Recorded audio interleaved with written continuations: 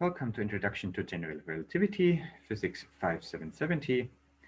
In this lecture, I will just get started by talking about some of the preliminaries of the course, such as notations, textbooks, and so on, before starting with the actual course material in Lecture 1.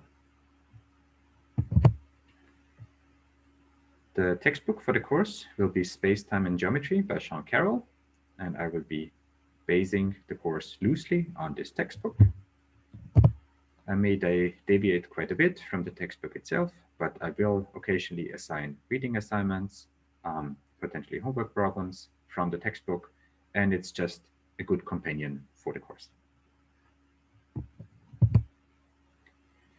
Since relativistic fluid dynamics is an essential ingredient to many of the general relativity calculations, there is an optional additional textbook that I can recommend. This is the fluid dynamics book that I wrote myself together with my wife. And I will use this textbook to cover the fluid dynamics part of the course. Note that this book is an optional supplement. It is not required for completing the course. So there is no requirement to get in the course. It's just an additional resource that I recommend.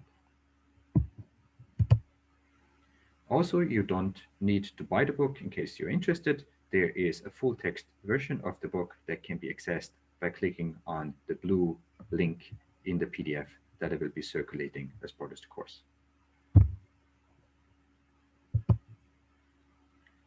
Throughout the course, I will be using natural units. Natural units imply that the speed of light c will be set equal to Planck's quantum h bar, will be set equal to the Boltzmann constant kb, and all of these will be set equal to 1. Using natural units implies that everything is measured in units of energy, and since mass is the same as energy, you can use the same statement to say everything is measured in units of mass. The only unit appearing in general relativity will be Newton's constant g, which, if we wanted to, we can express in terms of mass units, and by dimensional counting, we will find that g will be inversely proportional to the Planck mass squared. Ordinary vectors in 3 space dimensions will be referred to as 3 vectors. I will be denoting 3 vectors either by a little arrow, such as this one, or by a boldface font, such as this one. Also, I will be using the index notation, where I will be denoting 3 vectors with a little super or subscript from the Latin alphabet, such as I.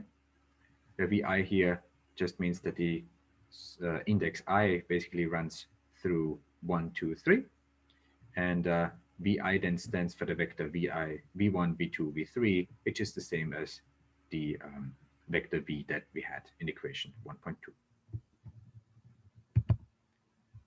Products between vectors will be also denoted in different forms. So for instance, I might denote them as a dot product between 2 quantities with a little arrow, or as a dot product between 2 vectors that are written in boldface.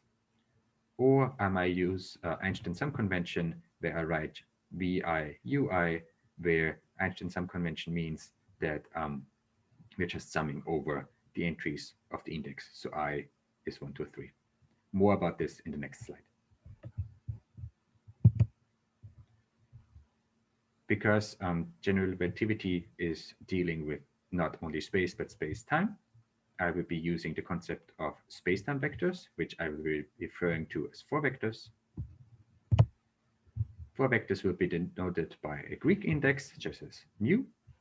And then the 4 vector v mu is basically representing the combination of a time-like part v0 and the usual space-like part v1, v2, v3. We can also denote this as a vector or combination of the time-like part v0 and the 3 vector vi that we had in the previous slide. Product between 4 vectors will also be denoted using Einstein convention. So if we have a product between 4 vectors, we'll have an index mu that appears twice, such as a mu. This can be written in terms of the metric tensor a mu, g mu, a nu, where I'll talk more about the metric tensor in the future slides. And Einstein sum convention just means that every time you see an index appearing twice, it is summed over all its values. So mu is a Greek index, so it's a space-time index. It runs from 0 to 3. So a mu just stands for a0 plus a1 plus a2 plus a3. Basically, Einstein sum convention just means that instead of having a sum mu from 0 to 3 in front of this expression, you just omit the summing symbol because it's clear what you have to do from this expression. Also note that 4 vector or 4 indices, when they are, for instance, summed over, also always have to appear different ends. So one of them has to be upstairs and the other one has to be downstairs. We'll talk more about what that means once we get into discussing space-time geometries as part of the course. Derivatives will be denoted either explicitly as d by dx or simply as a derivative operator with little index such as x, and similar for other derivatives. We can build gradients or denote gradients similar to what we did for vectors. So for instance, we can denote the gradient as a derivative symbol with a little arrow on top, or we can denote it as index notation with a little I. If I is a Latin index, then this just runs from 1 to 3, which stands for the derivatives dx, dy, dz packaged together in this gradient form. Obviously, we can generalize this concept of gradients to 4 gradients, which we will then be denoting with a Greek index mu. We can build composite operators such as Laplacians from contractions, so vector products of derivatives, if you want so.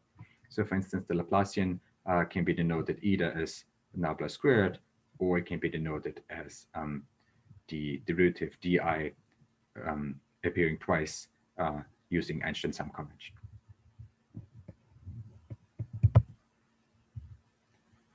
I will be denoting the metric tensor by g mu throughout of this course.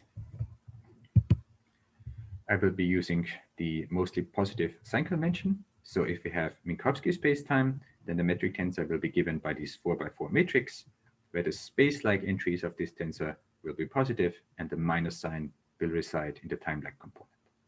We'll talk about what this means when we discuss metric tensors as part of the course. Occasionally, I might change the number of dimensions. Then this means that instead of having, for instance, 4 vectors, I might have 2 vectors or something like this.